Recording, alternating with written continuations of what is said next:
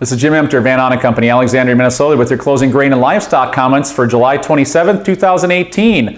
Friday, we had the corn market up a half, beans up 9 1/4, Chicago wheat down 6, Minneapolis wheat up 4 3/4, and Kansas City down 1 1/2. On the weekly trade, we had corn up 6 3/4, soybeans up 20 3/4, Chicago wheat up 14 1/2, Minneapolis wheat up 37 1/2, Kansas City up 24 cents. So a week that was filled with news. Kind of the main highlights, we had the EU news that some tariff resolution was on its way, and had Trump announce that. And that kind of got the market up here towards the latter part of the week and allowed beans to kind of finish reasonably strong after yesterday's kind of reversal failure. But we came back here up 9 1/4 today, so that was encouraging. Dryness in Europe continues to be the wheat underlying story. When you've got a nation that can typically produce over 150 million metric tons, now talking 130 to 135, that's going to get the wheat market's attention, and that's why you've seen the wheat market really catch a bid, along with the wheat quality tour showing maybe a little less than ideal yields versus the average. $12 billion aid package also on the gamut this week. So we got all this news. What are we looking at next week?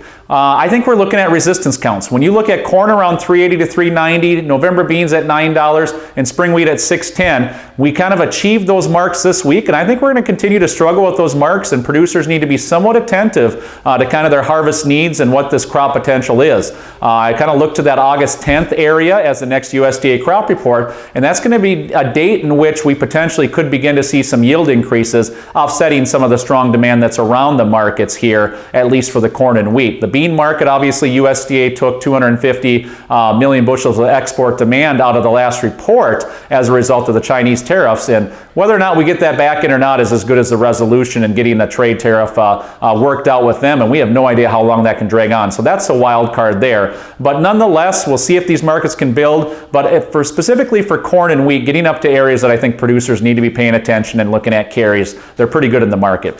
Feeder cattle, front month up 87 1/2, back end down 62 1/2, live cattle up 110, October steady in the backs. Hog market down 80 to 137 1/2. On the week, we had feeder cattle down 137 1/2, cattle down 30, and the hog market down 280. So a little more negative for the meat sector here this week. Cattle had kind of soft sales. We had some 110 live, but a very limited basis, and we're still kind of waiting on more active cash news. That's been very limited this week. On the hog front, we're kind of dealing with NAFTA rumors that maybe we'll have resolution in the next couple weeks with the meeting with Mexico specifically, or work on parts specifically with Mexico and Canada, and that kind of hogs seem to be floating up and down based off those rumors being maybe a little bigger or maybe not coming to fruition. So unfortunately, we finished the week with really no solidification that anything's getting negotiated in the backdrop there, and we kind of see hogs falter back towards the lower end. Exports were good, but we need those tariffs coming off to see good demand out of Mexico and China. So a lot moving. I'd anticipate next week being another very wild week, but in the grains particularly, we're getting up to price counts that producers need to start being attentive again and taking advantage of those carries from our vantage point. This has been Jim Emter, Ahn Co, Alexandria, Minnesota. Trading in futures and options involves risk of loss and is not suitable for all producers. Past performance is not indicative of future results. This is a solicitation. Have a great afternoon.